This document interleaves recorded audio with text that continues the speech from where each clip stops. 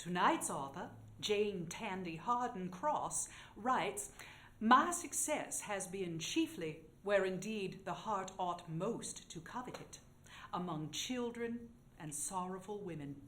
For it is a pleasant task to water violets and lilies, but not one in which the busy, babbling, showy world feels much concern. But the little books which Mrs. Cross has given to the world are not to be limited even to this desirable sphere. They are the evident product of intellect and culture, full of vigor as well as the most delicate grace and perception. Her portraiture shows the graphic and true lines of a master, and her works are all touched with the issues of a refined, womanly, and religious spirit. Mrs. Cross has been for some years an occasional contributor of prose and poetry to the religious journals of the South. She has written a series of stories for children, which were published in 4 small volumes called, most appropriately, Heart Blossoms, Wayside Flowerets, Driftwood, and Bible Gleanings. Jane Tandy Hardin Cross writes,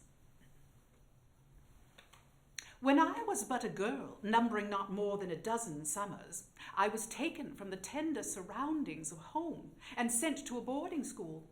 There I was an utter stranger. Teachers and pupils were unknown to me. It seemed to me I met no glance of sympathy. Shy and sensitive, I drew off from the girls around me and wandered into the yard. A clothesline was stretched from tree to tree. I caught that with my hands, and leaning my head against it, stood looking wistfully through the crevices of the high plank fence. There I stood, a lone, awkward little stranger.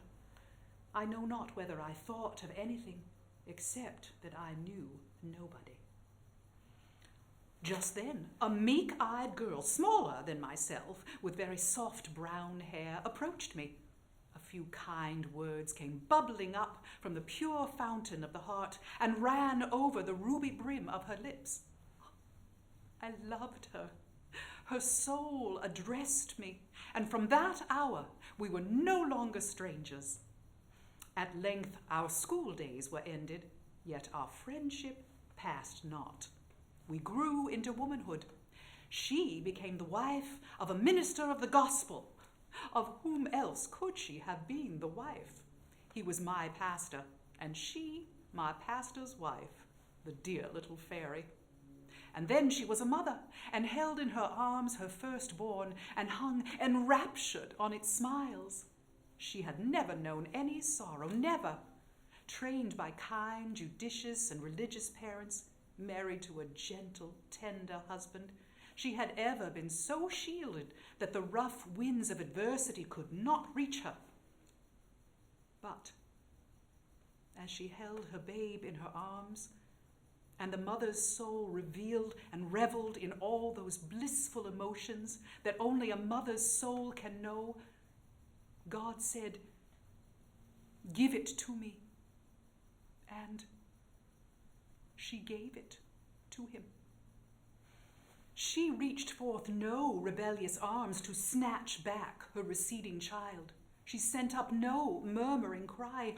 She gave it to him and meekly folded her hands upon the heart from which the life blood was oozing. I shall never forget it. The day she came to spend with me in the country when her little one was gone. The pale face is still before me, and the mourning garb as she walked with me among the shrubbery and plucked the rosebuds and tried to talk cheerfully and to manifest an interest in the things about her. And sweetly she spoke of the love of God. I have read sermons on resignation, and I have listened to them from the lips of the most eloquent preachers. And the waves of time have washed out, in part or entirely, the impression.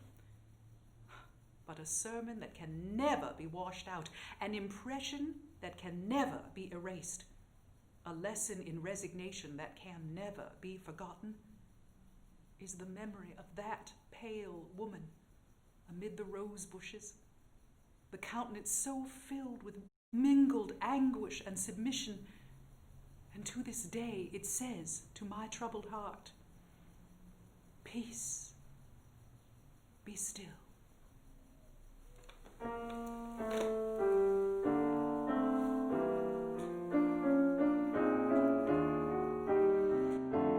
Only to dream among the fading flowers, only to glide along the tranquil sea. Ah, dearest, dearest, have we not together one long bright day of love so glad and free?